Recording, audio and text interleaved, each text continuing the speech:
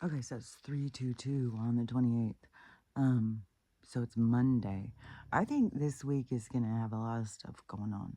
I mean, I think there's been a lot of stuff going on, but it's I don't know. People keep looking at the other side of it or something instead of looking at what's going on. You look at what worries them or scares them. Because this whole thing with the homeless and stuff, all these people thinking, he's bringing back, locking people in asylums and stuff. Oh, I swear to God, we're being microwaved. Last night was so motherfucking rough. I can't even. This is just, it is so fucking extreme. I'm fucking tired. I'm so fucking deep in these dreams.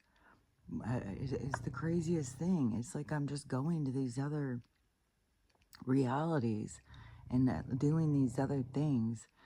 And it's so hard to keep pulling back into this one. This one is fucking rough, man.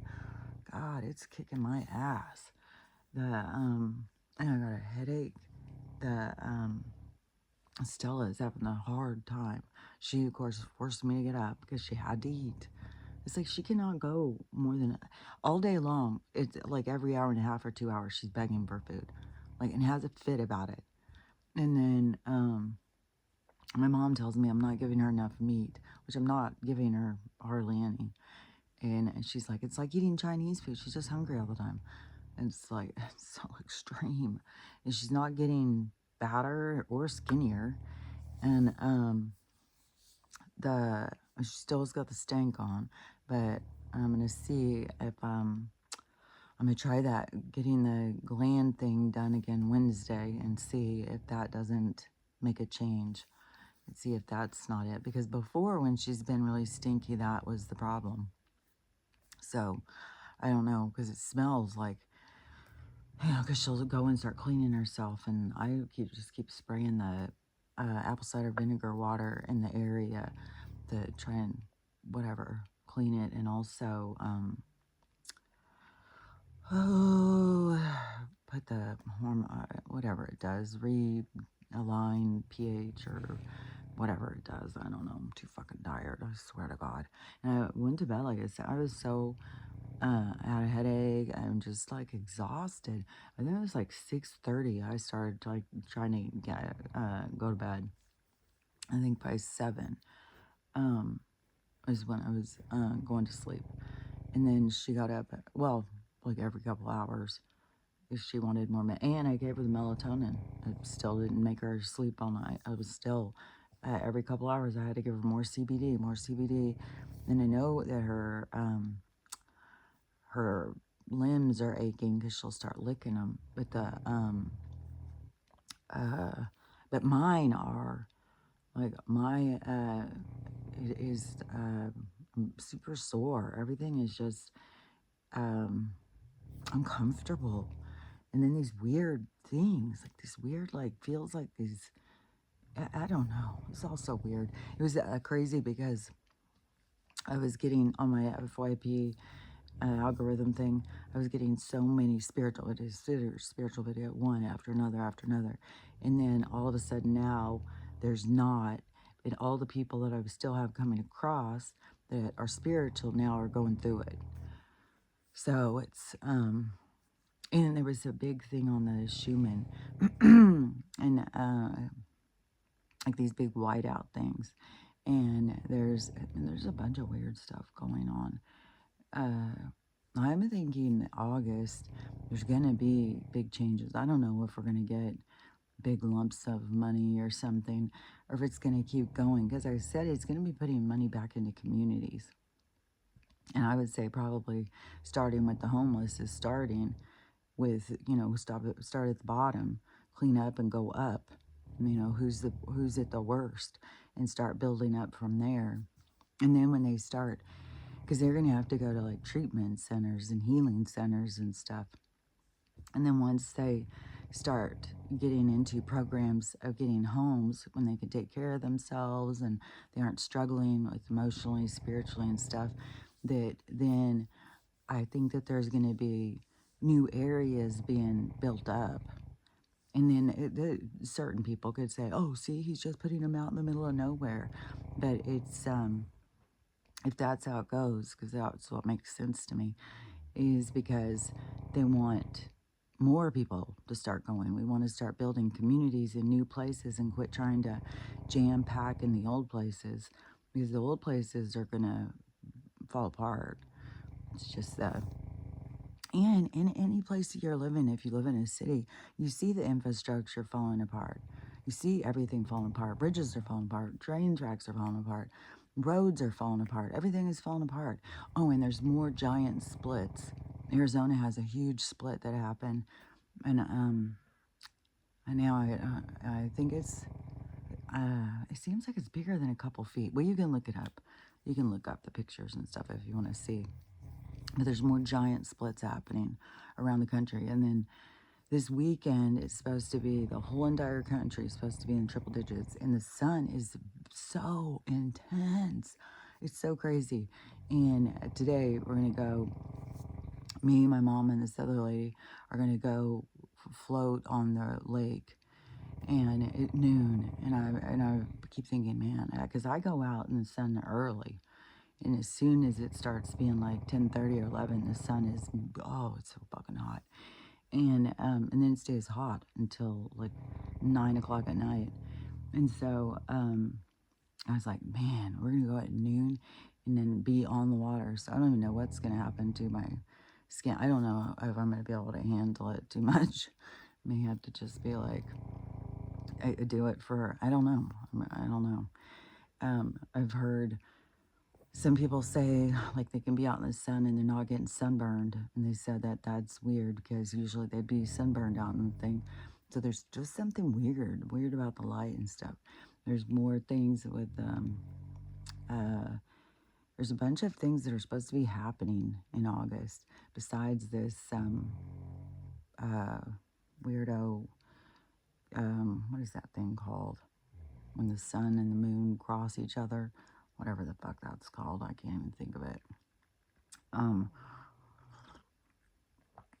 but I saw this one lady who was talking about for people who are of certain vibrations or connected more to the earth vibration or whatever, that they are having a lot of physical pains, a lot of physical things happening and stuff like that, because it's the earth's giving birth to a new world. And so people are connected, and that's why I've been like some of this stuff is my body is so, it's so intense, and I've got such a headache right now. Oh my god, every time I move my head, man, that's weird. Like everything is so weird. The I have certain things that are getting to me, like where I just get like my hair to keep falling out. Like fuck, man. I can't even fucking believe like so much hair every day, and I keep trying to be positive and like, oh, it's an illusion. Oh, we're gonna get my hair back. Oh, taking all this stuff is just like, oh my gosh, that in my body, like rejecting food. It's like having such a hard time eating food, but I keep getting hungry still. But I feel like I'm going more towards the, I don't know. I think at some point soon, I'm just gonna be somebody who just drinks stuff and just be kind of more like fasting all the time. I feel like that's the direction I'm going, and I feel like that's what my body is kind of telling me to do too. It's like, because there's weird things. Like if you think about, like you're a hologram and you're stuffing it full of food, which is all an illusion. Everything is a fucking illusion, but it's all to show you something.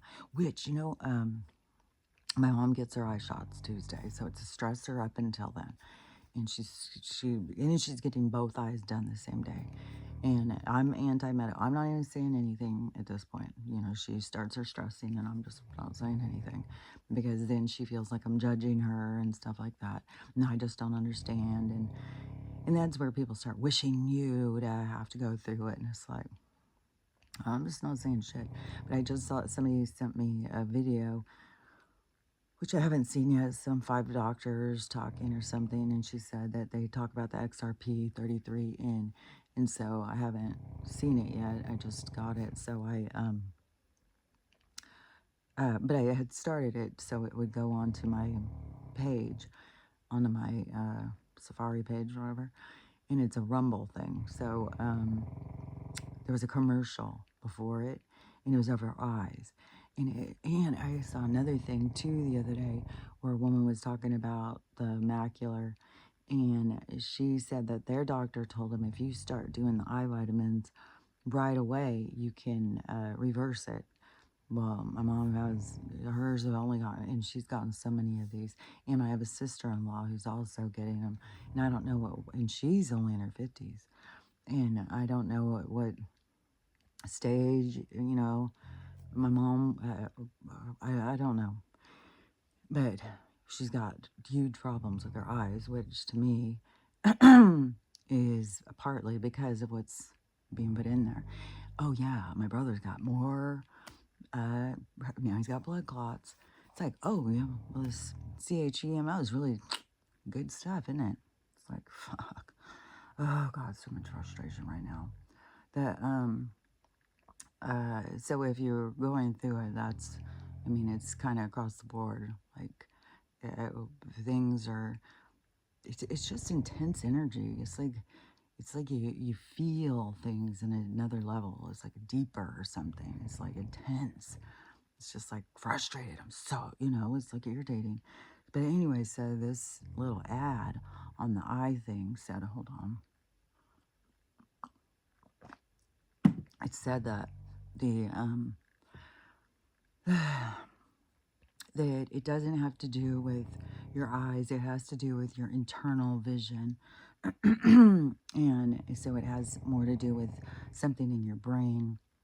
And the way they explained it, it was kind of like in a spiritual sense of not being able to see, not being able to see things, and then becoming relying on other people, people thinking you can't take care of yourself, like this whole thing. The way that they explained it, I was like, oh, yeah, because everything is telling you something else. So you are refusing to see something. There's something that you need to see, but you're refusing to see it. So you start having issues with your eyes. I just know when I started having the issues with my eyes that my guides told me that they wanted me to focus on my internal vision. And so I started focusing more on like meditation and communication like that. And then my eyes have gotten better. I can see really good, but they gave me information how to heal them and stuff. But there's something that you're refusing to see is why your eyes are getting worse and worse and worse. And so you need to look at, what am I not seeing that I need to see? And everything is like your body's talking to you.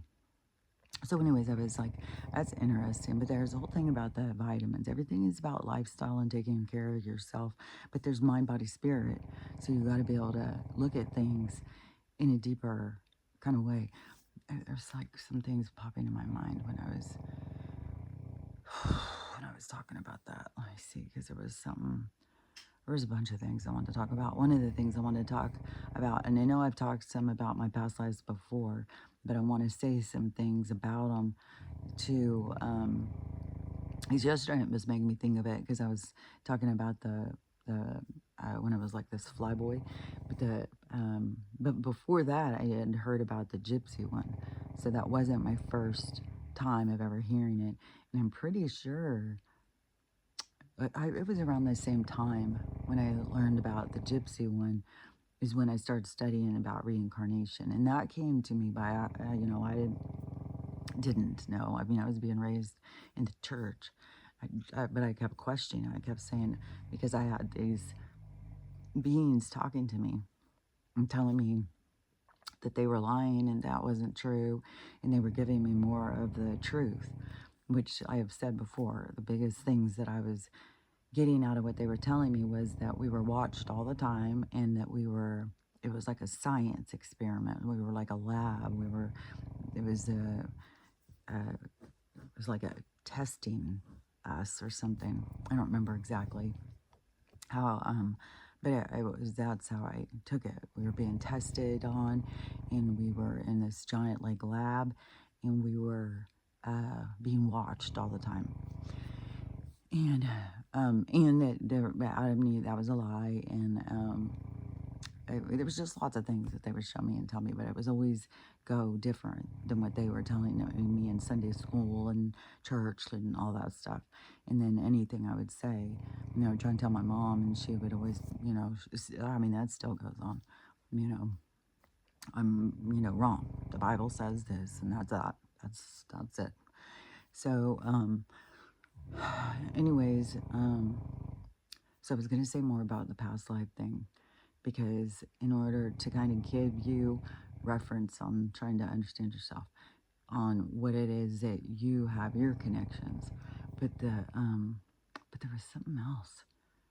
There was something that keeps coming in my mind. I can't get out of my thing either with that family, the Russian people. It keeps going over through my head. I know it wasn't Rasmussen, but it was something. Right. And I was going to look it up this morning, then I forgot. But the I guess I'll just go off on this other thing because I can't see it clear. It came in so up in my face for a second. But if I don't give it attention right then I have to try and look for it. That's the thing, is like the stuff comes, but it's like when it starts bouncing, coming, then it's like you have to switch and look at it real quick. But then it gets more choppy where I'm jumping around. And so, and I'm trying to like complete what I'm talking about before I jump into the next thing, because it's just keeps, it just comes at you like some of these like all over the place. And which, yeah, there's creepy fucking shit going on around here, like creepy shit. Hold on, like I swear to God, the I don't know, the spirits or the dark spirit, I don't fucking know. There's one thing, you pull in energy, and one thing is because I hear these podcasts and stuff, and people don't realize how divisive, and you're sitting there listening to it all day long. The blues, they're the worst. They're the worst.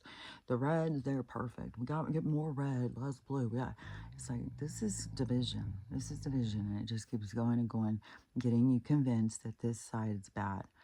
It's like, yeah, no, that's not the direction we need to go.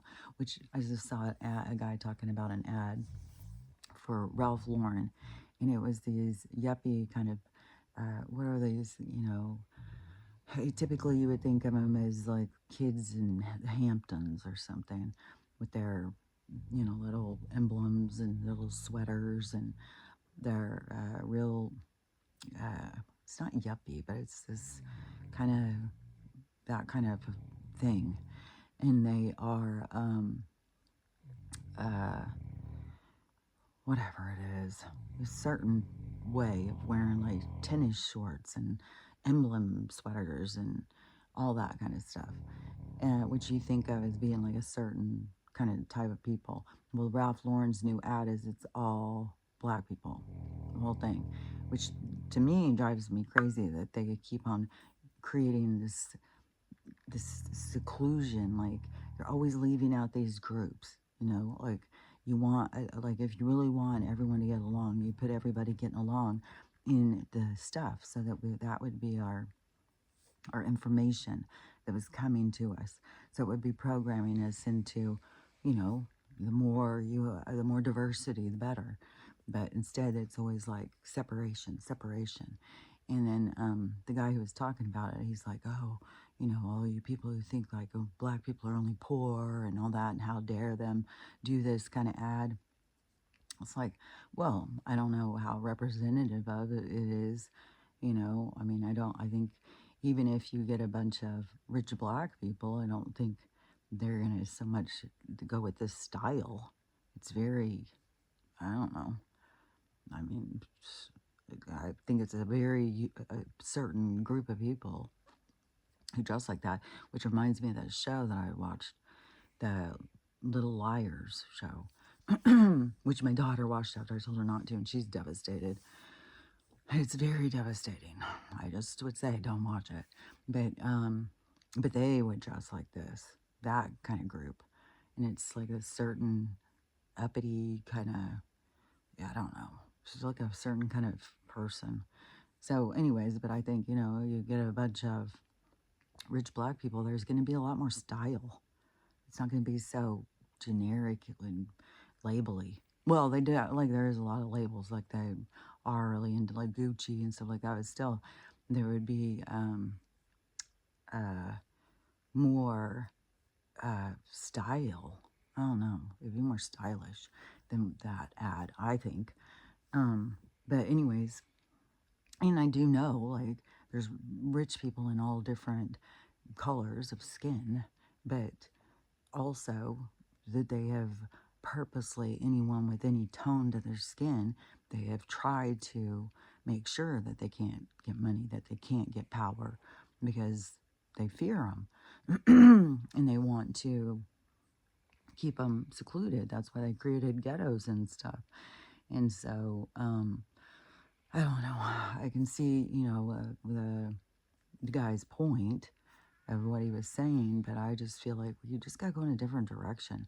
I saw another guy talking about now they are making, all of them are, Max is having a really hard time.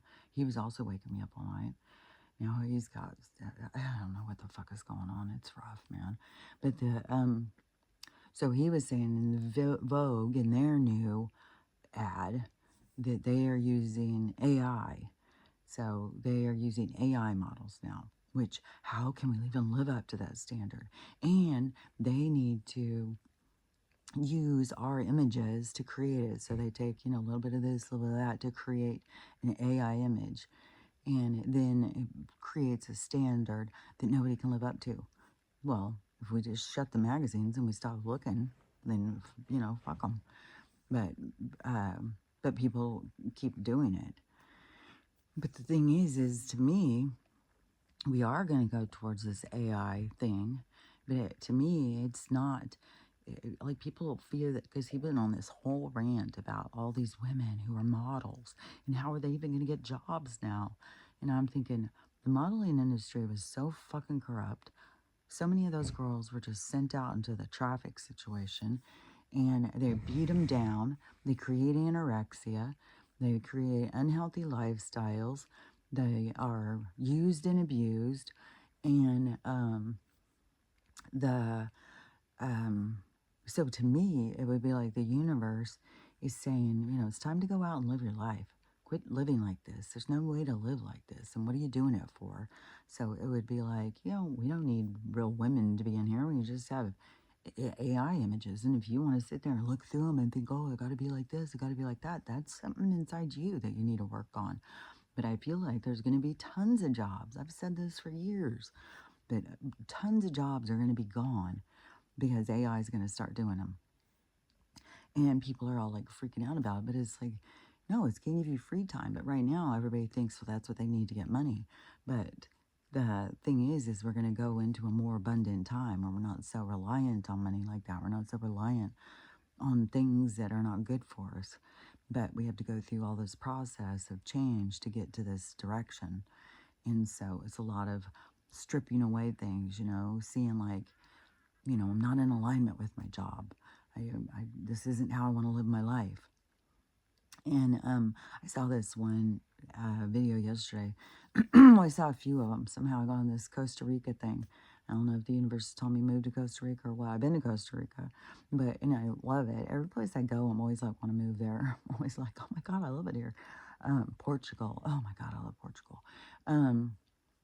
So Spain, I wasn't as much, but even the people in Barcelona, I mean, they've started going against the tourists. It's so touristy.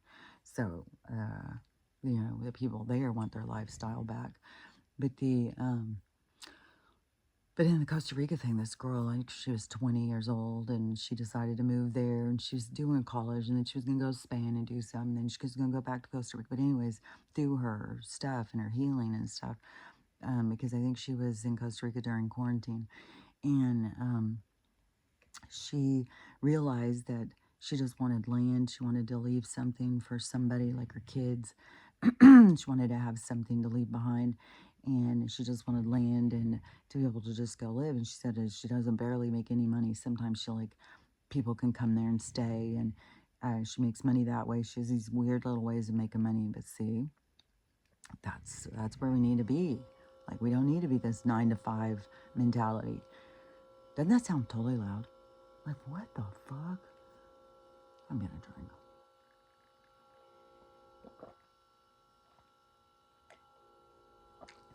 Everything's so fucking intense.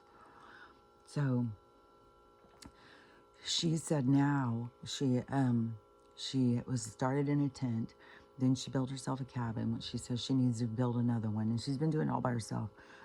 She's planted tons of fruit trees, which I'll interject this real quick, is I saw a girl who was working in a nursery. She's been working there 17 years. She did this video, and she said she was showing all these flowers and stuff, and she's like, what's missing? What's missing? Somebody tell me what's missing. And I'm looking at the flowers. I'm thinking, are they inside out? Are they upside down? Like, what is it? And some of the flowers did look weird like that. Like the petals were going down like this instead of up like this. So I'm thinking, are they growing weird?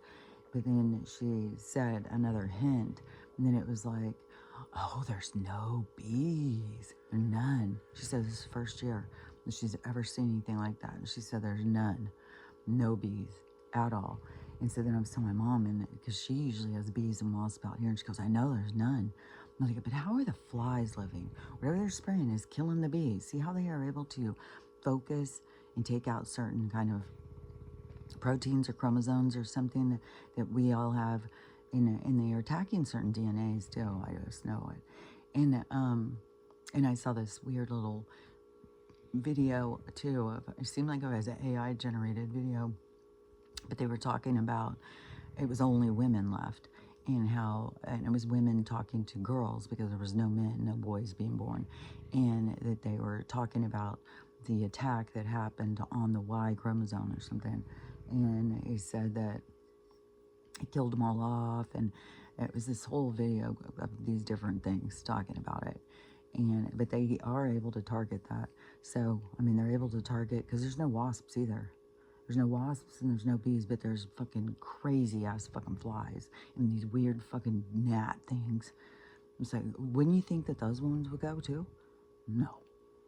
And the flies are psycho. They fly right into your fucking face. They will not leave you alone at all. They just keep on going. It's like, it doesn't matter. It's like they think it's a game or something, like swatting them. And it's like, oh, well, we're playing? It's like, fuck off, you bitch ass. But anyways, so see how I go off on these little fucking loops, and I gotta get back to where I was.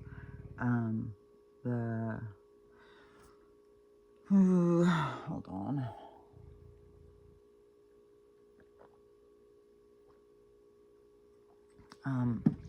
So no bees. What was I back from there?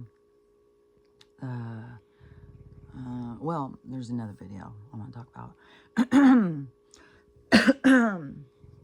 And this one, this just hits me strongly. And, just because it hits me strongly doesn't mean it has to hit everybody the same way. But this is something that really stands out to me. Because you have all these people who are so into ChatGPT and asking the computer all the answers to the universe. And then they share them. Well, when I hear them, I'm always like, this is the same stuff I've been saying for years now. What was one even? It was one of the messages. Because it was like, what is it they don't want people to know? And it was, it's always all this stuff I say. But one of these things was kind of like obscure kind of thing. I was like, I've been saying this for years.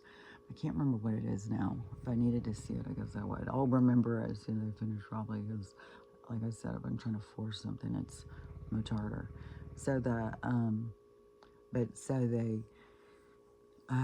so anyways, the ChatGPT is always saying the same stuff as what I'm saying, which I find pretty fascinating. Anyways, but in this video, so this girl was saying that's why they want us to go against AI, because they don't want us to have all the answers. They don't want us to have these things with AI. And I was just like, as I'm listening, I'm thinking, look at how people are just relying on AI to give them the information. Tell me what I'm doing here. Tell me why I'm here. What is the purpose of life? What are they hiding from us and all that stuff? When I've been getting the information from the universal consciousness, my guides, and stuff like that. So to me, it is like you are keeping yourself from evolving you by relying on AI, because you can get the information inside yourself by listening instead of going through the computer, because it can mislead you. Like, somebody's got to program it, which there's a whole weird thing about the guy who created ChatGPT, because he's a fucking freak. Like, his sister has come out and made charges on him. And when he was, his sister was little tiny and he was older. And from the pictures, I'm not really sure, and I haven't heard all the stuff that she's been saying, but the family's gone against her and keeps trying to say like she's mentally ill. They're just attacking the shit out of her. And but in the pictures where it shows, you know, him and her together when they're little, it looks like he's, you know, 13 or 14 and she's like 4 or 5 or something. Like, she's little and he's older. And so he was having his way with her for his time when she was little. And so it kind of wrecked her, and she became, I don't know, druggy and had problems and stuff. And now they keep saying and he keeps going on and being richer, and then I guess paying family members off, you know, making sure everybody wants him to be rich, so they're not going to tell the truth. And they just, you know, she's you know, who cares about her? And so anyways, this guy is the one you're trusting with all the answers to the universe, because just like that one guy said about the models, and that they have to put certain information into the computer, so they have to put images in for the computer to create it. So isn't he having to put information in? The computer's just thinking of the stuff by itself, or it has access to some kind of information from something. So I don't know, but you got these people now who have become completely dependent on ChatGPT, and even thinking they're trying to take away from them the AI. They're telling us to not use it and stuff like that. Which, there's another weird fucking thing in Mexico. They're putting a commercial on, and it's saying when the trumpets start sounding, run and hide, go into the, you know, find a closet, hide in a closet, get into the dark, get in a hidden place, do not look outside, don't go outside, and all that stuff. And so this is a commercial in Mexico that's going. Supposedly, unless AI made it up and is just selling it over here and everybody's spreading it around, because that definitely happened with the Yellowstone stuff. You still have people who are dead set on Yellowstone going off. So, and that all started with this one guy who started putting out these videos saying all the animals are leaving Yellowstone. And that is so annoying to me. These people who start these ridiculous things when they know that they're lying.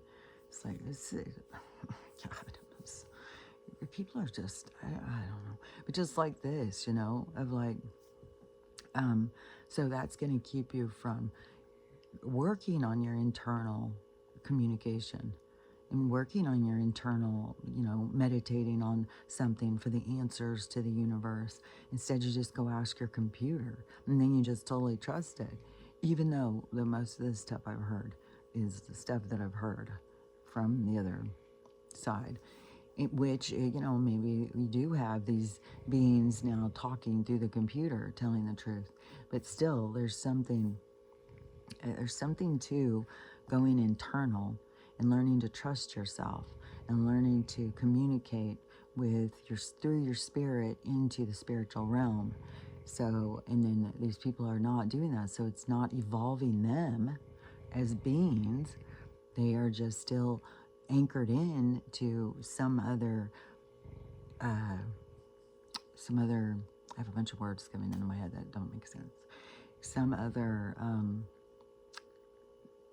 specific communication that can be misleading, which, you know, still in the communication through your soul into the universal consciousness, you can also be misled because it depends on your vibration, because you can be communicating with low vibration beings and not have the awareness of it. So that's why you gotta have awareness and discernment. Like, it's a whole thing, man. There's a lot to it. And but that's why you gotta focus on you and focus on your evolving. It's like, you're in partner. I mean, but that reality is gonna happen from what that time traveler said, because there's gonna be in his thing of the one who was on the what is that called, the thing that they lie detector. So the one guy, the time traveler who was on the lie detector, who said that stuff I was talking about the other day, and he was talking so much about AI and the people becoming very associated with AI, and they even have another avatar, which to me is so strange. Like, you're an avatar, so you're not this. So you're gonna even go into it further. That's like, I don't even know. Like, I would assume that to be more 3D, but I don't know. It's like, I know I'm not going towards that. I'm going towards this other thing. But maybe that's the deal with some of these people who are very uh, connected, intertwined with their AI, and having their AI be their guidance. Then maybe that is that group that's going to go towards this reality of computers and AI and more avatars. And because in that one he even said that the AI rules them. The AI is the ruler of, they are in one nation, is in 7 divisions, and AI is the ruler. That's the leader of all of them. And then there's 10 people who oversee the AI. That's, but that's, that's things that a soul would go and learn from. There'd be a lot of things you'd learn from it, so you can't say like, well, that's wrong, you shouldn't do that. It's like, yeah, but we're not about what's wrong or right. We're about learning and experiencing, and there'd be a lot to learn.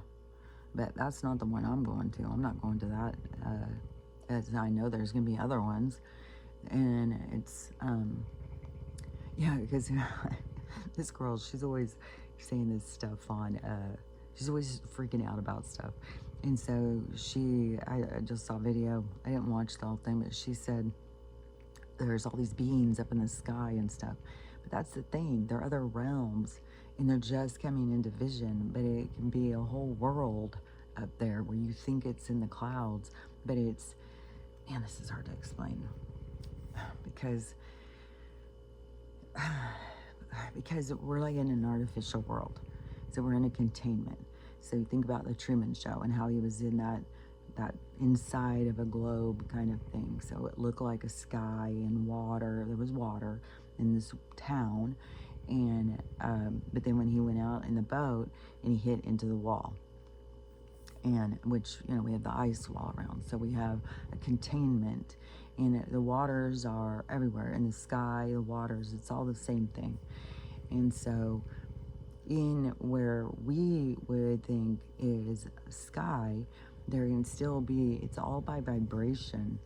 And so there can be high vibration things that are in these different places that are like different realms. We're in this, but there's all these other things. So you gotta think about how radio stations work. Now you can tune in, and how there can be crossover in stations. And so, but now we're coming into tune. But so we have this merging, like I've said, up in the sky, we have merging realities. We have like these different skies that are all merging in. And so, yeah, to us, it can seem like, oh, it's in the sky, but that doesn't mean it's in the sky. It's a different reality that's coming into tune.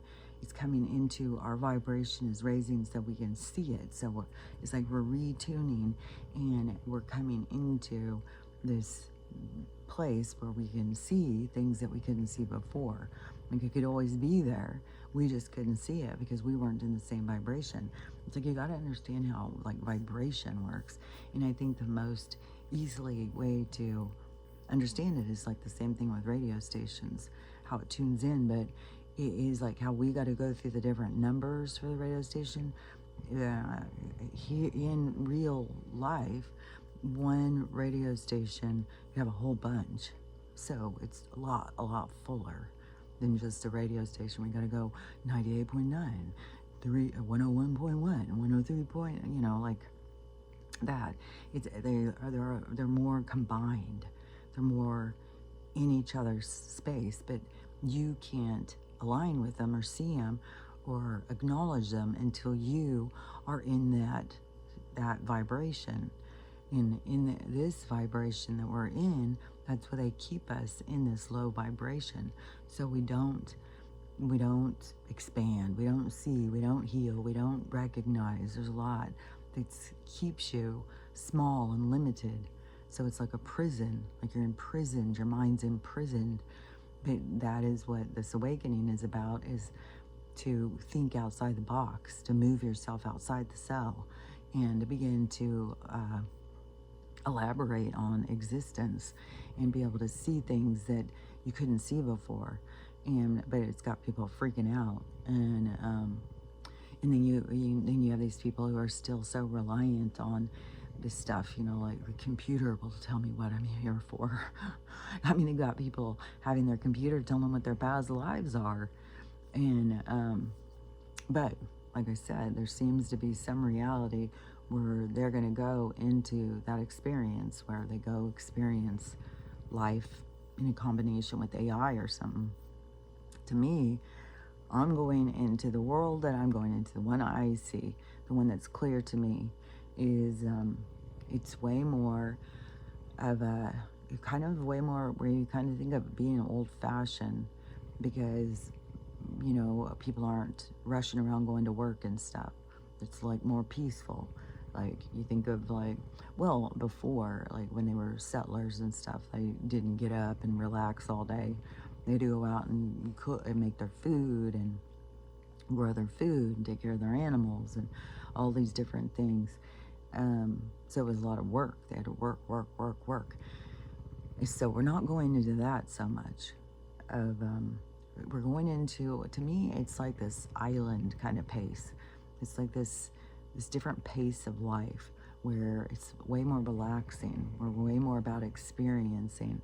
It's not so driven towards success and work and stuff. It's way more of driven into experience and social life. It's going to be a lot more with traveling and stuff. And like I said, I think that the one that I'm going towards is going to not be so much about food and stuff. We're going to elevate into being more connected to our internal self, and more in the concept of the hologram image, and not so much needing to feed the hologram. So it's going to be a lot more about experience and love and going and creativity. Now, I see it way more about music and socializing and creativity. Like it'd be way more, you go up and you're traveling and you see people just out sitting painting all day. You see people together playing music. You see people just enjoying, what it is to be alive. That's where it's like heaven on earth. That's where I'm going. I'm not going into these other ones, Like some of them, I don't even know where they're going to go to work out their needs to of control, because that is a lot about religion, is about it having something having control over you, but there's a give and take in it. So those people want to give, receive salvation by, pleasing this other, which that is the whole thing, to go work out as a soul. So there's all these different parts of people that they have to go work out. So it really is an ascension or an evolution to get to the point of like, I don't need all that. What I need is to go and exist, to go out and just experience. And that's how I see the age of Aquarius to be. The golden age is going to be, and it's going to be abundant, but it's not going to be where, everybody's trying to up one another. It's not going to be dog eat dog.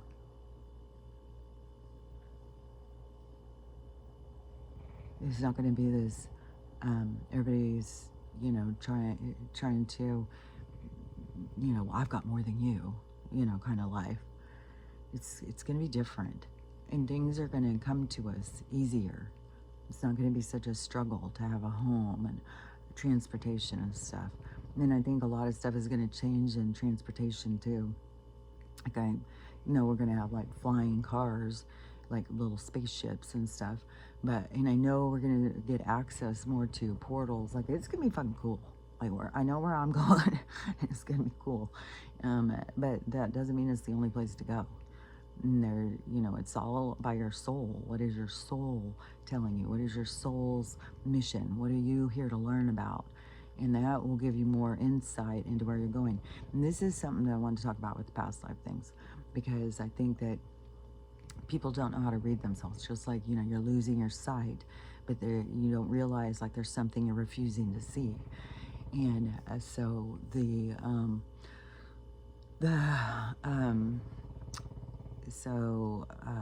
past life thing. So this was some of the things. So when you're trying to figure out like your past life, it's just gonna be regular stuff, just regular people. And so there's certain things though that show you because your DNA, your structure, your code is all of you.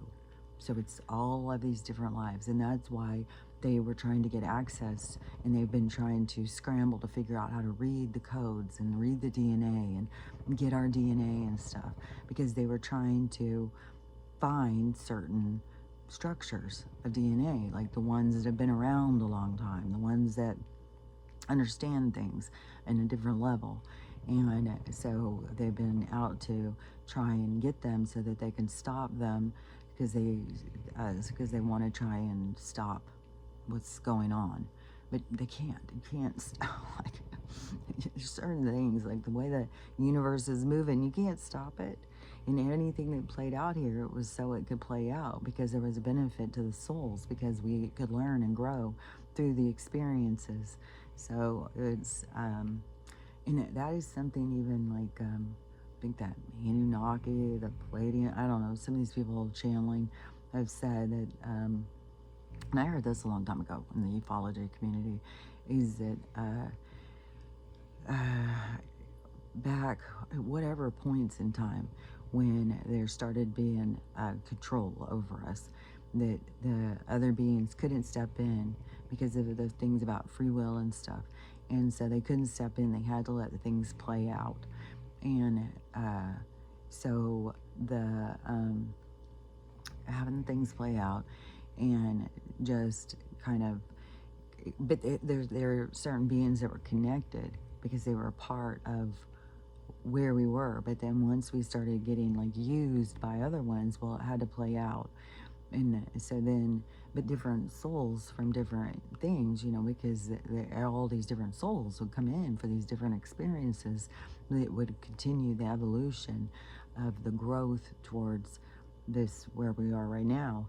And but look at all the different lives, that we've lived through to get to this evolution in time, or in our sense of being. And so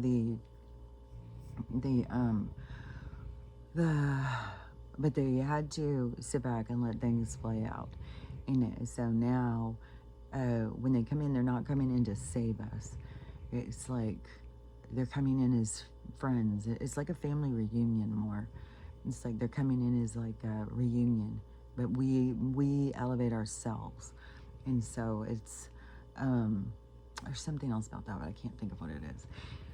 But anyways, but on this past life thing, so when you're trying to understand her, so when I very first got the first one, it was the when I've some of these stories, some of you guys have heard it, and so sorry, because some of these things I repeat, but there's some other things that I want to add to them. So on the one, when I went with my friend, she wanted me to go with her to see this psychic. I don't remember what she was doing. She wanted, I don't know. I think she liked some guy and she wanted to see where it was going or something. And so she wanted me to go with her to see this psychic. And so as soon as we walked in the door, it was the weirdest thing because I wasn't coming to pay or anything. And we walk in the door, and this woman is sitting on the couch, and she reminded me like of Gilbert Grape's mom. And she says she's sitting on the couch, and I don't think she was quite that big, but she was a really large lady. And she was sitting on the couch, and we walk in the door, and as soon as she sees me, she starts telling me about my past lives, like she could just see it. And there was things that she said to me that completely aligned inside of me that I was like, oh, this is true. And one of the things was saying I was stabbed in the stomach, which I have birthmarks in my stomach. And I always was really drawn to them ever since I was a kid. I was even embarrassed of them. I was like, oh, these are so embarrassing. And as a child. And then, so she told me that, and I was like, that's weird, because they do look like what you would think of if you were stabbed. Like, if somebody was holding a knife into your stomach, and it was making a tear, and then they grab it back and they took it and jolt up like that. So it was like 2 stabs in my stomach. And so she said, and she told me more about it, because I was a gypsy. And she said I was super beautiful, and I used my looks to get what I wanted, and that I was involved with criminals.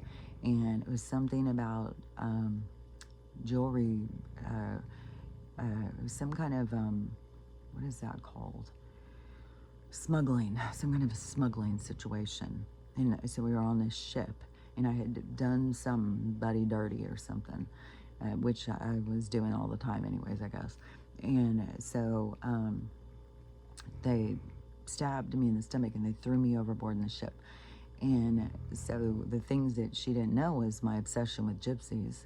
I was obsessed with gypsies ever since I was really little. Even when I got older and we moved to Spokane, and when we moved here, it wasn't near as big as it is now. And it was a whole thing about all the gypsies. The gypsies, you gotta watch out for the gypsies. The gypsies will fuck you over. Like, there was all this talk about the gypsies, and I've always been like, the gypsies are so misunderstood. How can people be like this towards the gypsies? And but when I was little, I would watch scary movies all the time, which gave me such peace. I was thinking about this the other day. I am definitely somebody who likes to go into movies and absorb myself into that reality, that world. And but when I was a little kid, it was scary movies.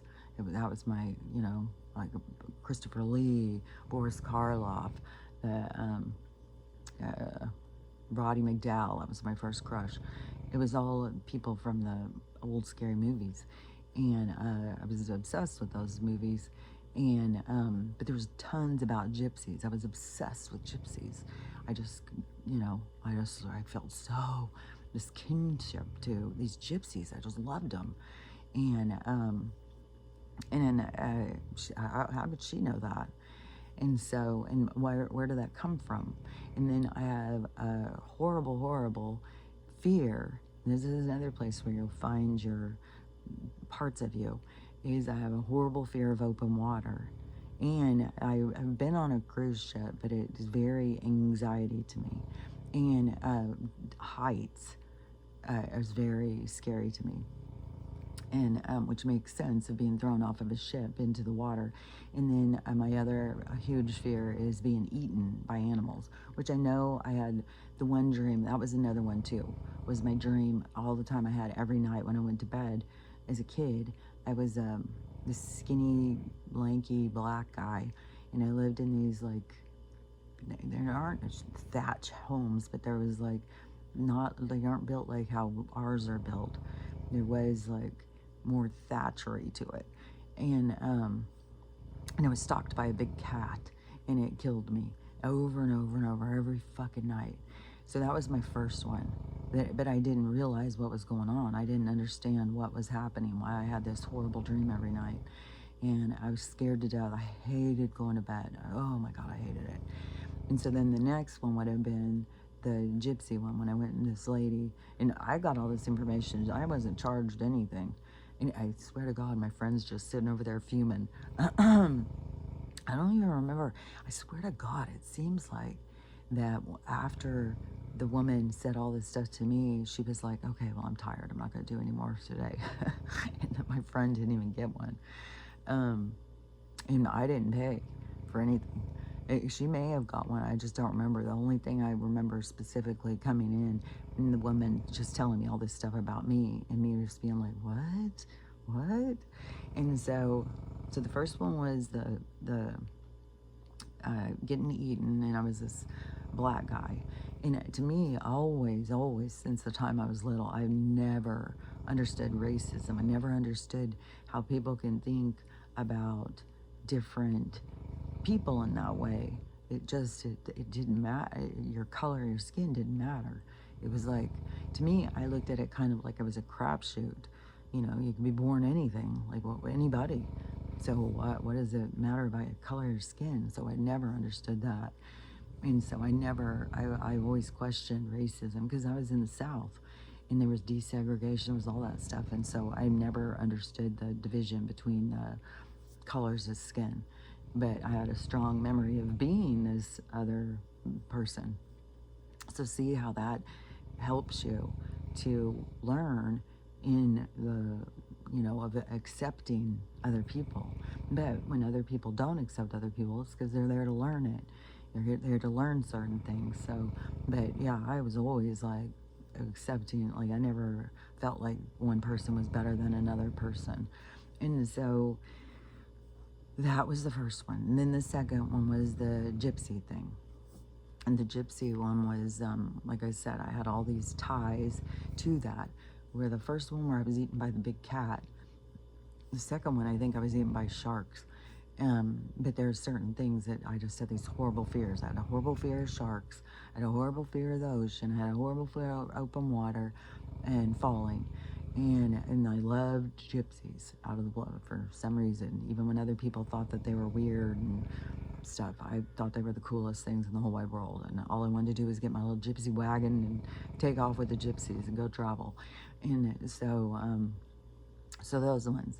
Then as I got to be older, then I read about reincarnation in the Shirley MacLaine books, but there wasn't a lot about it. It was still, but I was like, I very much believed it was true. I very much believed if we live once, we'd live 100 times. There's no way that we just live one time. So that's where I started saying I was, well, before I was saying I was spiritual, but people didn't understand what that meant. They're like, what are you talking about? Do you believe in God? And I was like, trying to explain people things like, and so then it was where, I found out Buddhists believe in reincarnation. So then I just started telling everybody I was Buddhist. So I just tell people, oh, I'm a Buddhist. People would be like, because that was a big thing when I was younger. What church do you go to? And I'd be like, well, I'm Buddhist.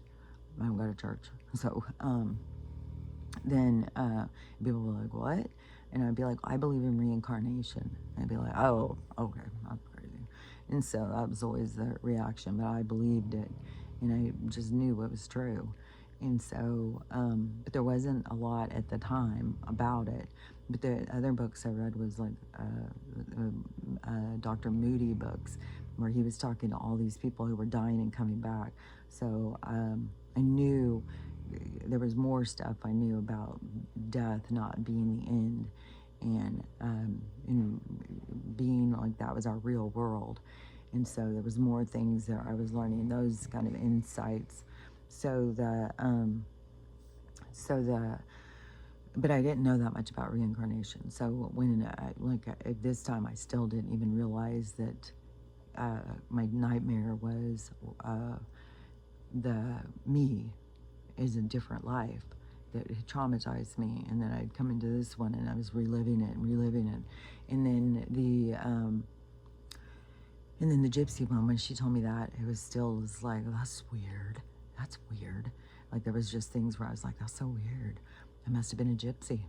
So I was a gypsy, but I still, I didn't know, like at that time, like we lived millions of lives or something. So I didn't really realize, like, oh, we're here to work. The ones we remember are ones that we're here to work on things. And so I hadn't realized that yet. So then the next one that I was getting these big things was the one where I was this gay flyboy guy. And so in that one, it was, I already had kids. You know, when it very first started hitting me, I swear to God, I was laying out on the lake, just laying out. You know, my kids are playing, my husband's playing. We had a boat, and we would go camping all the time, and we would get on the boat, and we'd go out to these little islands like around Priest Lake. So we were going to these little isolated coves and stuff, and we would camp there. And the kids would play in the water and stuff. And I was laying on the beach because I love to lay on the beach. I've always been somebody who likes to lay out in the sun. So I've always been a sun worshiper. And then so I was laying out there and I was getting these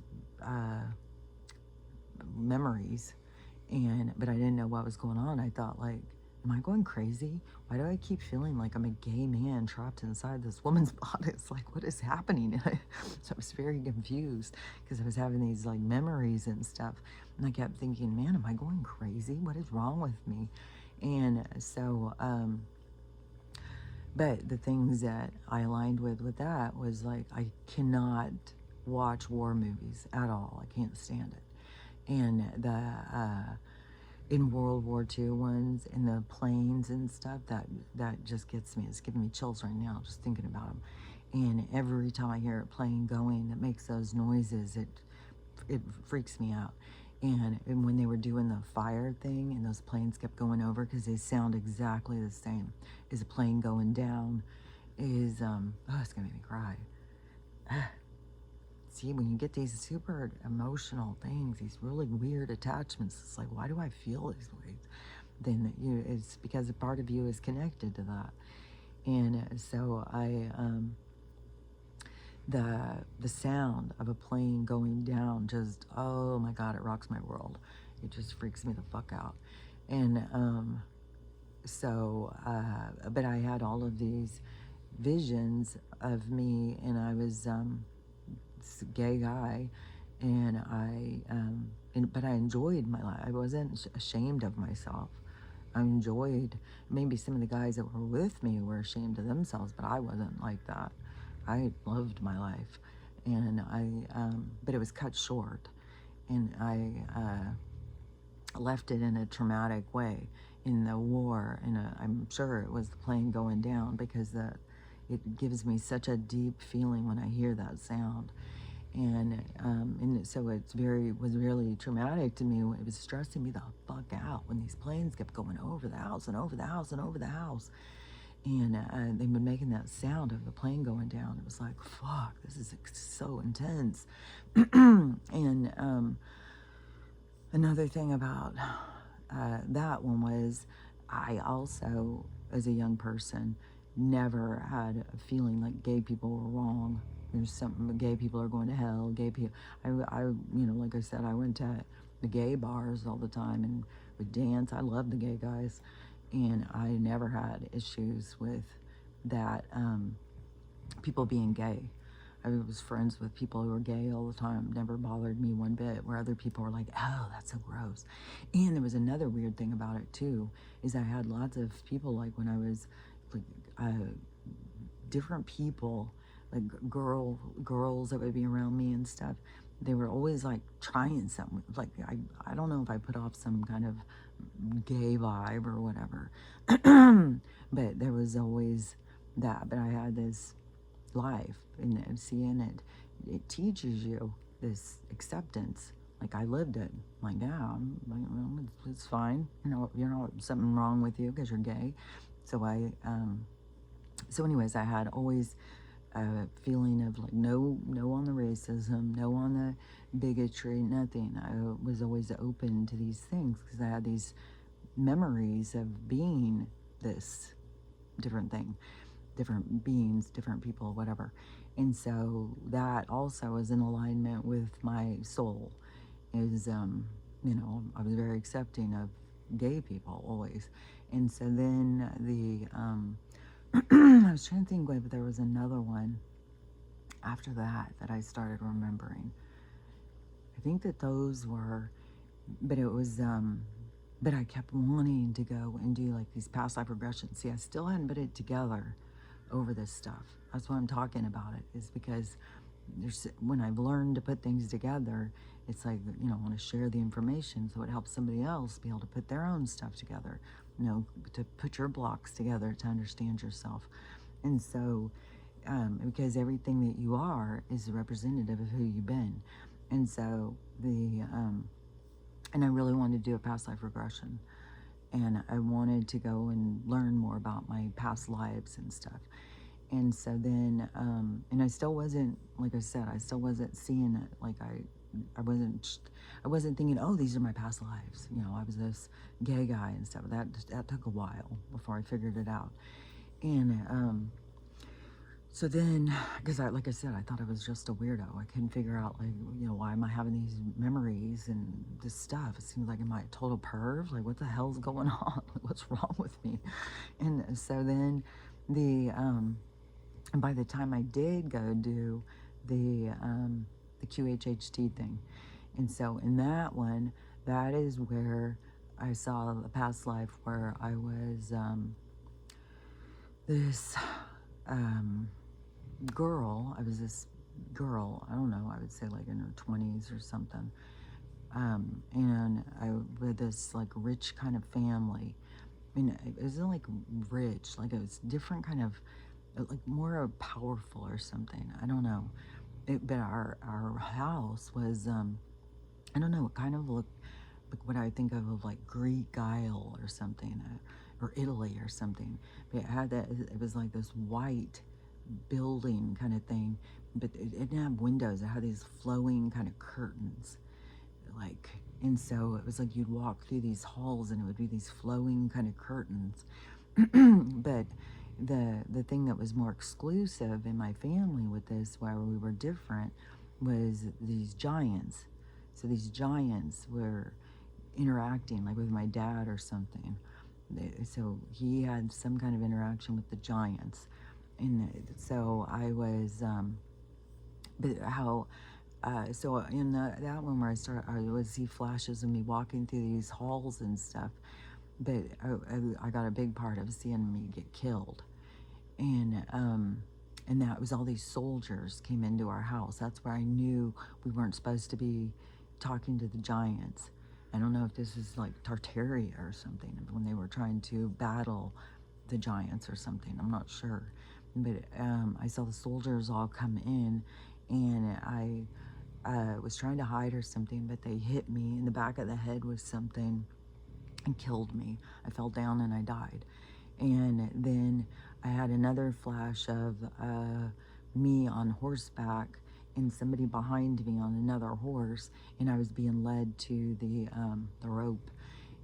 But I knew in my heart and soul that it was like a conspiracy. Like I didn't do the thing where I was being held accountable for it.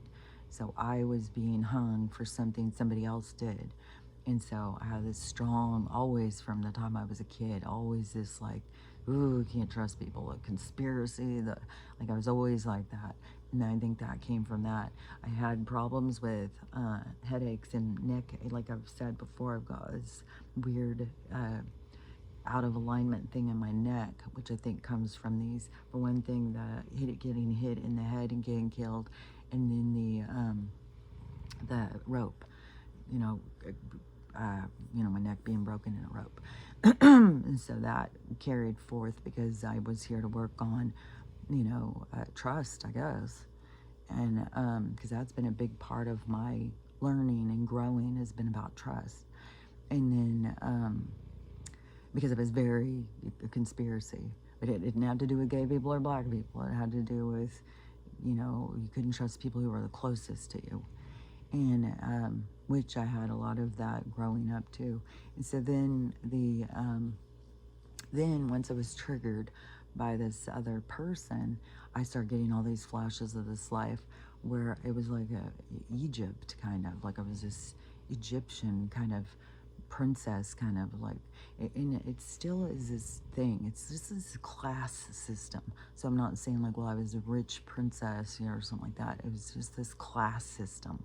And so wherever it was, I was in the class of having money. And the other one, I don't know, the one, I don't know, like we were rich or anything. A lot of people could have lived the way we were living. I don't know. I just know we weren't supposed to be involved with giants. That's what the problem was. And it's like the giants had information to help or something. And so they were battling to keep that information away or something. So that one was that. And then, but in this one, it was still this class system. And so, and I was this upper class kind of thing where we had like what we think of like, I guess, slaves or something, like slave boys and girls or something, like in those old movies where it showed like the girl would go in and then she'd have all these girls come in to bathe her and fix her hair and all that stuff. It was like that kind of thing. And like if we were in this like hall thing, there's a lot of this being in this certain room, and it would be lined with these guys that were in like they all look kind of Egyptian, is Middle Eastern, and then they had these little white skirts on. They all had these little white skirts, and all the guys had like longish dark hair. But there was one that we loved each other, and kind of like the story like in Aladdin or something, and that princess. It was kind of like that. And so we loved each other, but I didn't choose. I stayed in my role. I didn't choose him, so this love was lost, and I had to choose duty. And I think a lot of people have that in their past lives because that has been a part of existence for a long while, not just in that arena, not just in that storyline, but there's a lot of storylines that have played out through history where people chose duty over love. And that is why there's such a big thing right now where love is going to come up. There's the love, the true love. And so, because there's so many people here in this time period right now who think that love is abuse and love is, it's very toxic. And so we're going into a new kind of love, but we've all had different experiences with love. But in this one, I chose duty over love. And so this was an unresolved love, which I believe I was triggered by that because I'm here to become back with that person who was from that life experience. That's where my I'm going to go full circle, and we're going to experience what love would be between us, because back then it was cut off. And so that was another one where I felt I could see it and feel it so strong. And so and then you can find other things in your life where you can see these things and what you're here to play out and what you're here to experience. And there was a part of, in my life where when I started going off on the wrong track again, it was my dad again, in his shame of paying me to get married. And then my own ignorance of not taking love seriously. And it started my whole destined events, the whole path through learning what love isn't. And as I went through a lot of relationships where, you could say that they were abusive, but the whole thing is that the other people felt abused too. So it's it's the two energies playing back and forth, the giver and the taker, which in here, in our present time period, the taker is labeled the narcissist.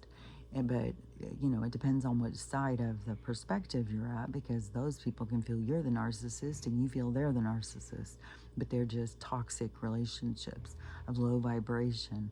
But that is where it got started again, going through that, because I had to remember what love isn't, because I've not had, because I had chose before. I've gone the wrong way a few times. And it's...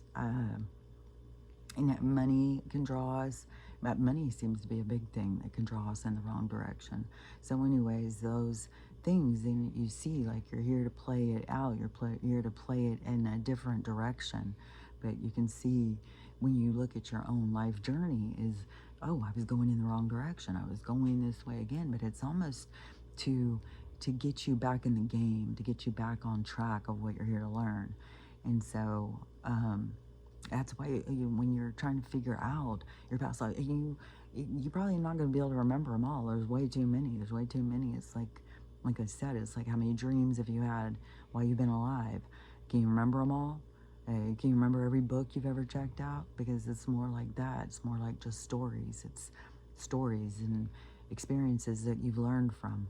And so, but you have specific ones here that you're here working on again to go full circle.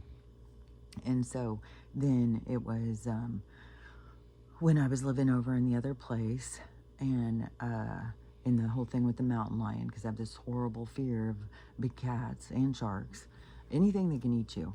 Because I've had nightmares of alligators, and maybe it was alligators that ate me off the ship, because I've had a horrible, horrible fear of alligators. And then, and you figure, you get thrown in the ocean, in the water with your stomach bleeding, yeah, you're gonna get eaten. Like, I don't know what else is gonna happen. You're pretty well fucked. You're out in open water and you're bleeding. It's just the draw in for the animals. And on the ship, and I don't know what the waterways were like in that thing. If it was alligators, if it was sharks, I don't know. But I know I got eaten. And but so when I had that big cat, which, to me, the cat seemed like it was ginormous in my mind, but a mountain lion it's not even as big as Stella. So but I was panicking. I was like freaking out. I was like post-traumatic stress, just like the planes going over. I was panicking. I was crying. I was losing my mind because this mountain lion was in my fucking yard. And I was like, oh my God, I'm gonna get eaten by the fucking mountain lion. And because it brings me right back to being eaten. And so, but that's when all of a sudden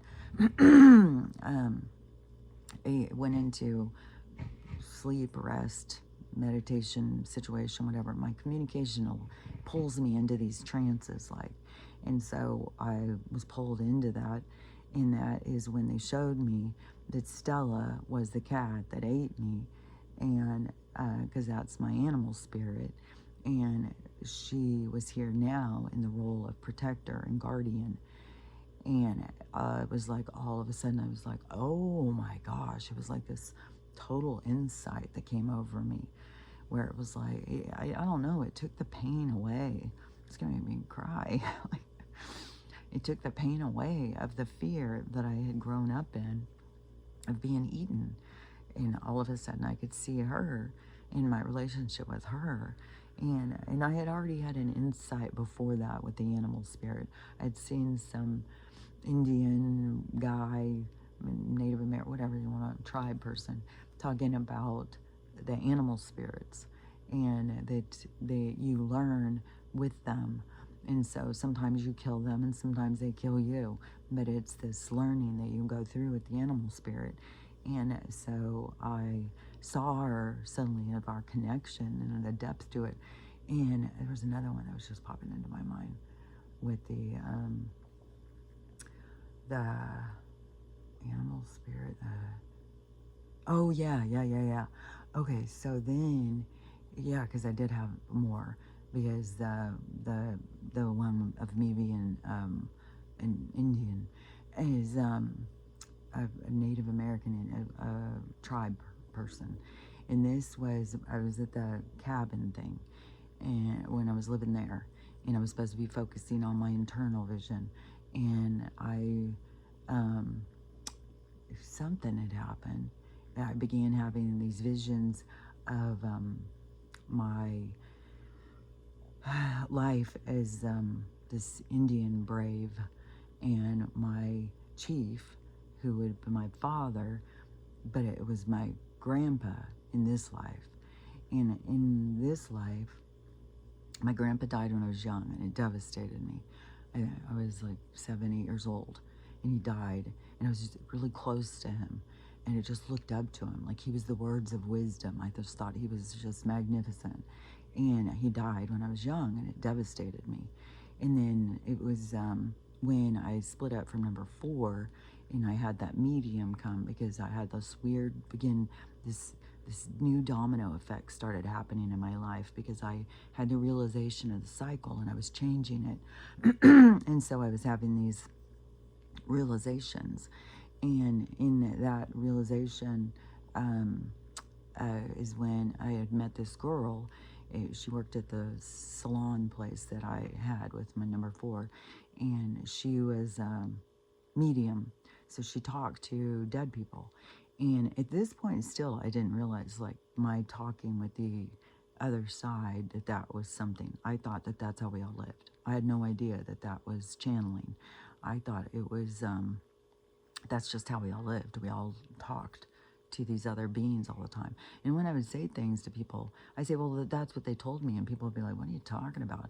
And I kept being like, what is wrong with people? I don't get it. And so I was very confused throughout a lot of my life. I was super confused about what the hell is going on here. But anyway, so at this point, I had the medium come, because my dad had died, and I thought my dad was creating this weird thing in my life. And so I wanted her to come and talk to him.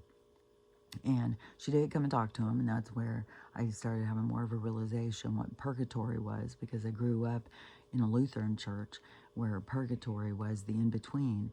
And then I started seeing, oh, the in-between is like the healing realm.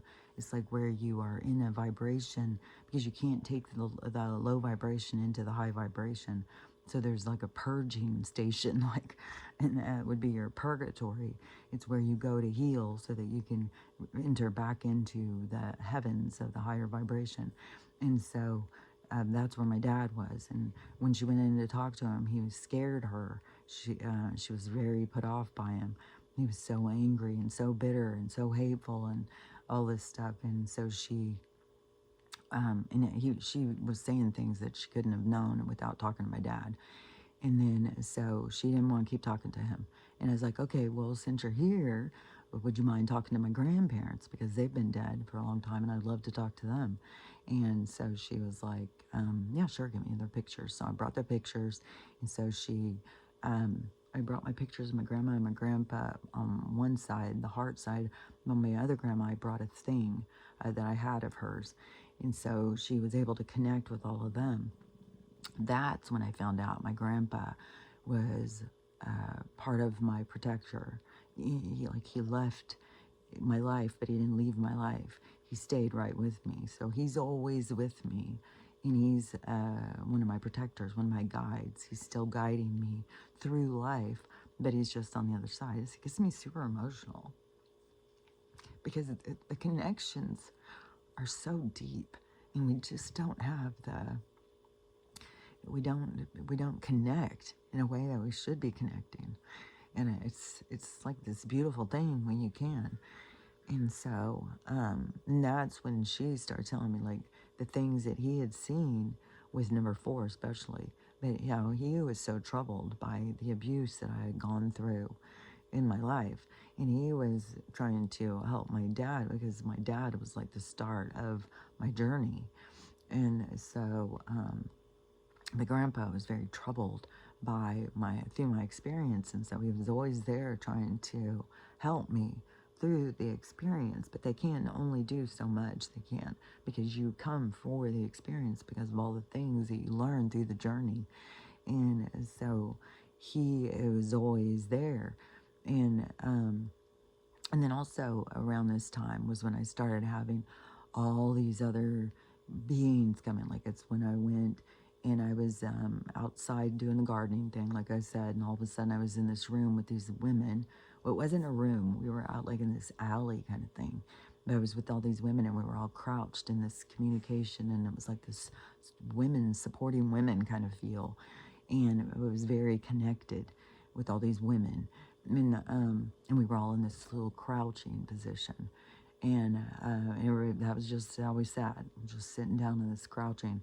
And then, so I saw that, but I was also, and I went into it. I went into that experience So it's like, okay, well, also knew that I had a deep connection to the Eastern uh, way of life because, like, everybody drank coffee and I drank tea. There was a lot of things where I didn't eat meat. Like, I didn't want to eat meat from the time I was a kid. There was a lot of things of me that were, that come from somewhere else.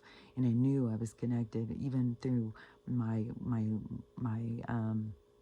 wanting to be considered Buddhist is I had this deep connection in me to those ways of life, those ways of thinking, these philosophies and stuff.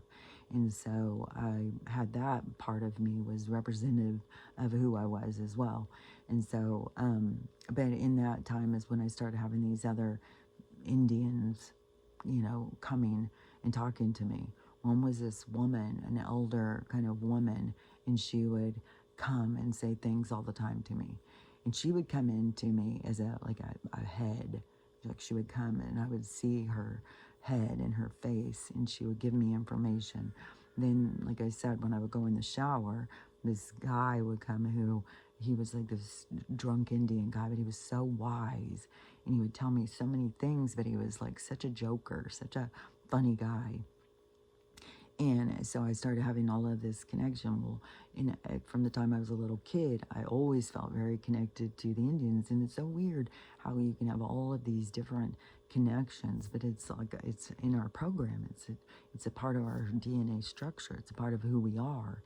And so you have many aspects of yourself, many facets of yourself. And so that one was where when I was a little kid, I felt so connected and I was so troubled. And back then, when I was a kid, there was a whole thing of there would be commercials with the Indian, like this Indian chief. And it was a commercial where it would show him and then it would show a car drive by. And it gets me super emotional because it was like the beginning of where people just didn't care about the earth. And that was a part of the Indian culture, was being connected to the earth, to the harmony, the spiritual, the Mother Earth and stuff. So it was very connected. And then the commercial, the people would drive by and throw their garbage out, and then it would show the Indian chief. It makes me so sad. Is because he would always be crying. And I would always be so upset. I felt so connected to that. And so it would be very emotional to me. And I would feel it so deep and strong. So I knew I had some connection, but I didn't understand it at the time until later when I was in the cabin thing. And so I already had this understanding about my grandpa and stuff. But then that's when I started having these visions of my grandpa was this chief in this battle, whatever this battle was, of and I was like this brave. And I get the feeling it was this battle for freedom and for the lands. And that's why I say I'm here not to battle still. It's to stand strong, to stand up for what's right. And so that's why I speak out about what's wrong, about the control and them trying to control us and control us through money, and why it is that we need to go towards freedom and caring about the earth and harmony and stuff. And that's why, I know where I'm headed is back to that freedom and that living in harmony and the spiritual existence and stuff. But there's these connections that when you start to see yourself and you start understanding yourself, but if you're resistant and stuff, see, then you hold yourself back from your own truth, your own depth of understanding, the many facets of who you are and what makes you you, and your connections to, like I said, we are ancestors, we are other beings. We're not new souls that came here and these other souls that were here before. No, we are the lives that played out to get us to where we are in different categories, different experiences, different times, in different family lives, all the different things. We are that. And so that is, it's like you got to connect to these parts of yourself.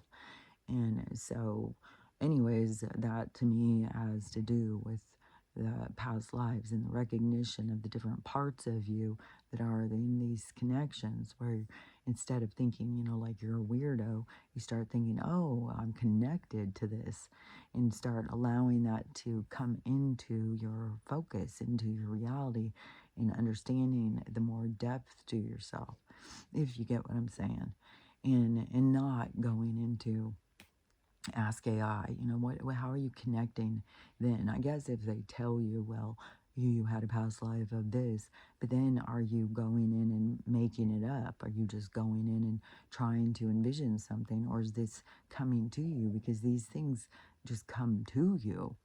But then you push them away. You think, oh, it's a fantasy, it's a dream, it's a this, it's a that. And so I don't know, if an AI is telling you, then you try and, because that just doesn't seem as real to me, as authentic as you beginning to have memories and then connecting and trying to understand, where do these memories come from? Why am I having these memories of this? Because this isn't what I'm living now. But then you start seeing like the connection to your lessons in this world, in this life, in this character, the different lessons from these different lives that you're here. And that's why I say this is like we're going full circle. We're going full circle on so much of this stuff. And that's what your truth, your connection, your evolvement, your evolving has to do with. And that's why, some people are going to go into different realities. We're not all going to the same one. It's like all those souls, it's not like souls are going to just die and cease to exist. They're just going to go into different worlds and different realities to continue their experiences. And but you can leave experiences and go home. You can go home to the vibration where you exist at, and your home could be a reality of a vibration where you live like on another planet. You live, I don't think we all just live out in space in the heavens. You know, you go into a world that is your vibration of where you exist, and you are around the other beings that come from that reality, that vibration. Your vibration has to do more of where you really exist. And so, the idea of the heavens is very vague and very vast. You have homes that you create. You have existences that you create in the heavens. And, and like I've said before, I agree with Matthias de Savino. When you get up into the higher vibrations of the heavens, is you reach the void. The void is where you begin to question, well, who am I? What am I? What am I doing here? And then you go into create your reality.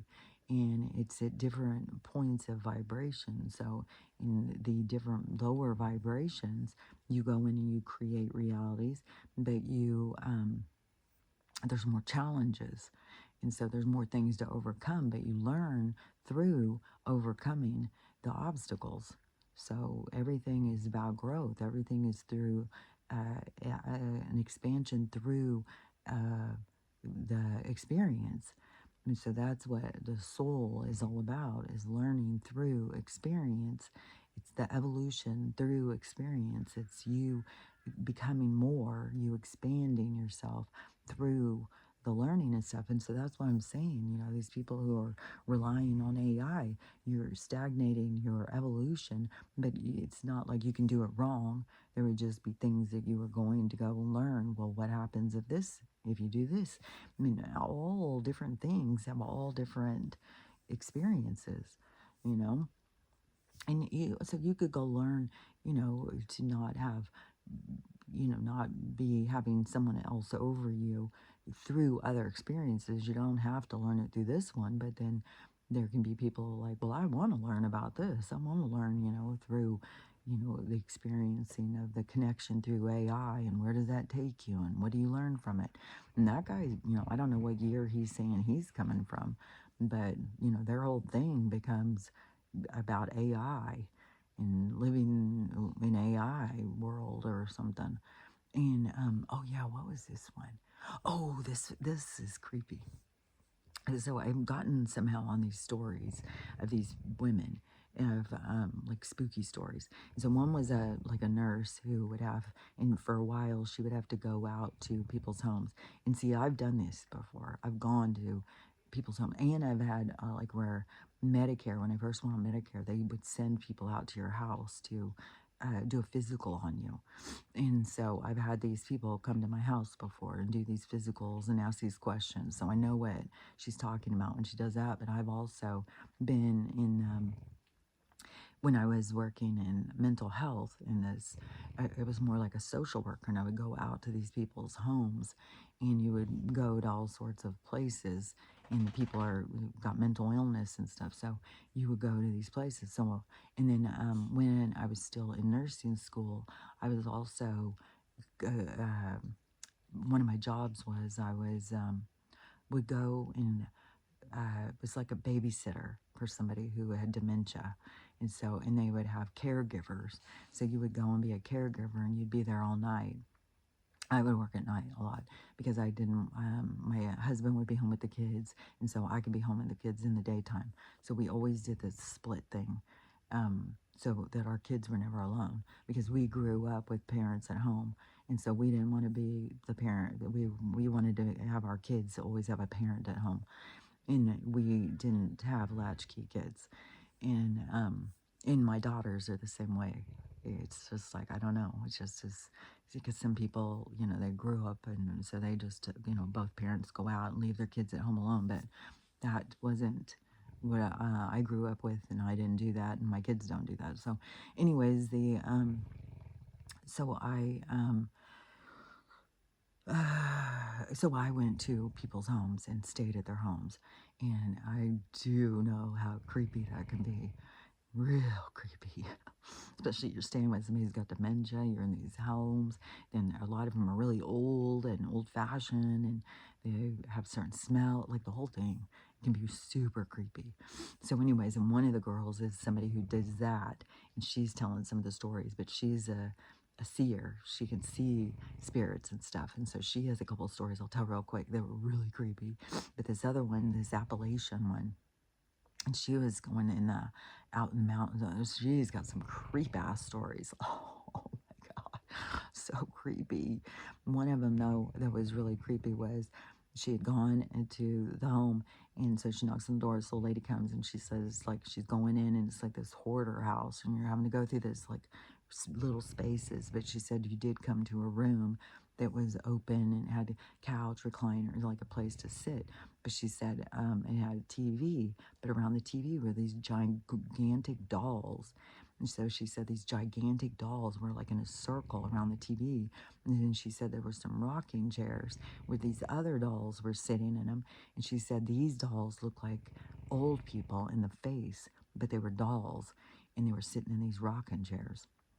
And so she said she's asking this lady questions, and then all the lady starts telling her, "Will you turn the dolls around?"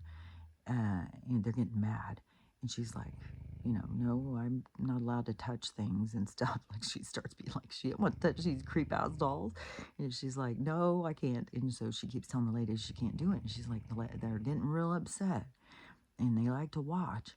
You need to turn them around." And the lady's like, "No, I'm not doing it."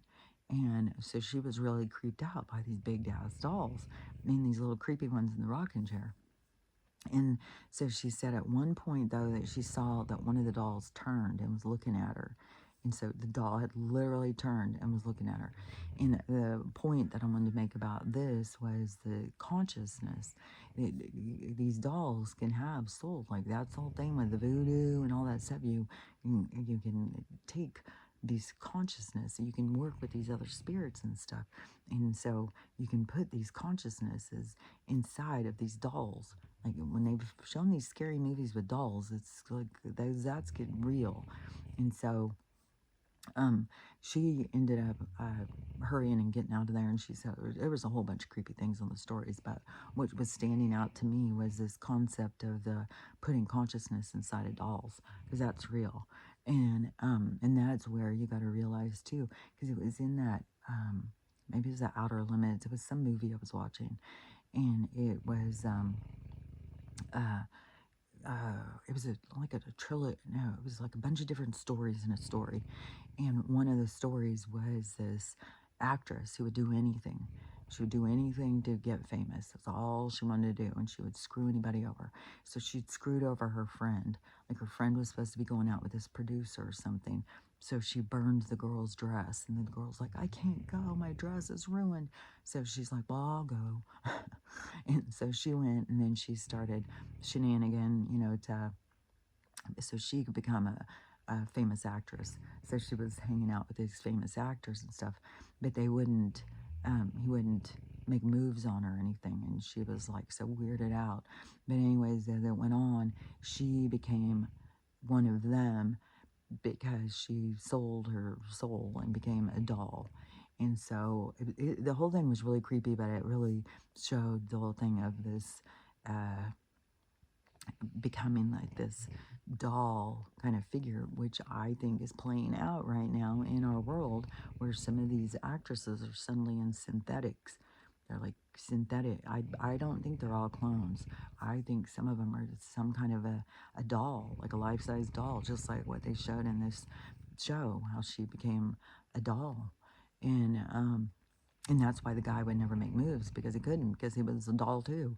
And so but this concept of being able to put consciousness inside of a different thing, getting your soul and putting it in something else. And so I think that is completely true. But on this other girl's story, so she said, so she had gone to stay with this lady's house. And she said she's up, and the lady liked to put on music, and they would dance around. And she said, so they're dancing around and everything and having a good time.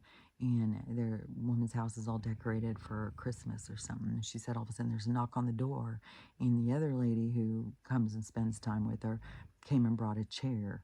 And she thought, well, that's weird, but she's the one who helps her with the decorating and stuff. So she thought, okay, well, so she took the chair. They said their Merry Christmases, and she went and put the chair in the hall, and then the lady left. And so then they're dancing around and everything. And then she said that the lady decides she's going to go to bed. I think the lady goes to bed. And so the babysitter lady, she starts hearing something. It was like a knock, knock, knock, knock, knock. But she said it was like this sound, like something hitting something. And so she looks down the hall, and she sees this big figure sitting in the chair at the end of the hall. And this big dark looming figure, which I've seen the big dark looming figure before at a house where I was, and it kind of like was behind me as I was going up the stairs. My house that I had, this one was super haunted. I've lived in so many haunted houses, so many, and I've been in so many haunted houses, but that big dark looming figure had chased me up the stair. I just stayed calm, but I could feel him and I could see him behind me. It was so creepy. But so this one, so she could see him sitting in the chair, and then she could see what was making the sound is he had like this big cane thing, and he was hitting it on the ground, like trying to get her attention. And so she's looking at him, and this whole thing played out where she went and got her Bible. She took her Bible everywhere, and she started praying over him, and it just pissed him off. And so he went into the woman's room, and so she panicked, and she goes running into the woman's room and throws the lights on. And she said that startled the woman, and she goes, oh, sorry, I just wanted to see if you need to go to the bathroom or something. So she was trying to, do this thing, but the figure was staying in there. And this whole thing kept playing out where she started realizing that he was coming to take her soul. And the woman started saying, the little lady was like, I don't want to go. I don't want to go. I don't want to die. I don't want to die. And the woman was like, oh, you're fine. You're fine. You're okay. Don't worry about it. Just go lay back down and go to sleep. And the woman kept saying, I don't want to die. I don't want to die. And so then she looked outside, and she said there was two more of them outside. And she was like, what the hell? And so she was freaking out, and she was praying and doing all this stuff.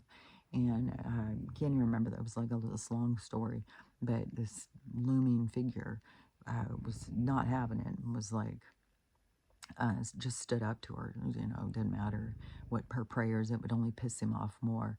And so then she ended up getting off shift and left. And after she left, that day, the next day, or that weekend, was within like 24 hours, the lady died.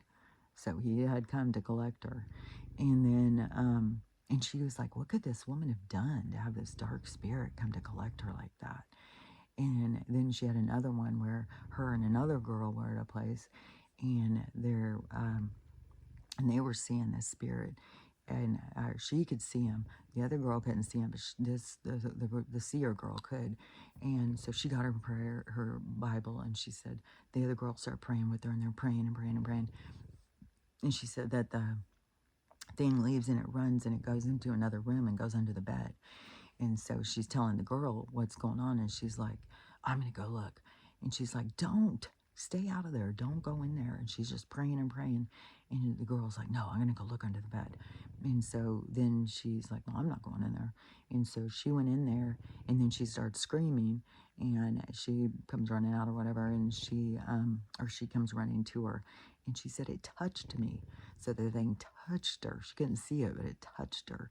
And so she freaked out. And so they're out there praying and praying and praying. And she said it just pissed off the entity. And it started breaking everything in the house, started throwing all this stuff everywhere and knocking things over. She said it was so creepy and so scary. And then the next shift came, and the next girls, and they were trying to explain like why all this stuff was broken. And she said that they were telling them the cat was doing it, but she said those girls kept thinking that these girls were breaking it. So I wondered what happened on the next girls shift. But anyways, there's like just creepy stories. So anyways, I've been talking a long time, and so I just want my hair to grow back. I don't want it to keep falling out. Just want more to grow back in. So funny, because I would always be like, I think when my hair was so thick, it would be like, oh God, it's so heavy, it's such a blanket. But now that it's fallen out, it's like, I love my hair. I was like, don't leave me. And I keep trying to tell myself, okay, it's an illusion. It's an illusion. I don't know. I just want to get to these goddamn med beds. I just want. And that tooth thing, I sure have that. So, anyways, all this stuff going on when you're trying to find yourself and you're trying to figure yourself out, you know, you got to be kind to yourself. You got to see, you know, you're not just a weirdo. You are a bunch of different things, and you got to put all the pieces together and figure yourself out. And that has to do with different lives. That's not some weird thing. That's not some thing where they told you like, oh, that's stupid. That's stupid. That's not real. It's as real as anything. It's more real than any of this shit. So you and who you are as a whole is the realest thing that you're going to find. And you got to learn to love yourself, love everybody else, and learn to have the day you want to have. So that's what I say to work on. And we'll see what this day brings. Now the week is getting started, so we'll see what goes down, and we'll talk about it tomorrow.